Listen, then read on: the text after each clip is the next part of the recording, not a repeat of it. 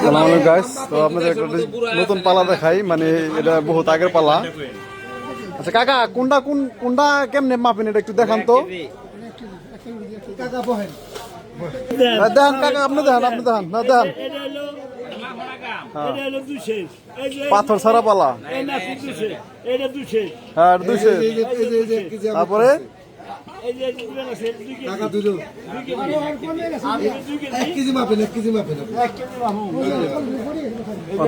দড়ির মধ্যে এটা পাথর লাগে না।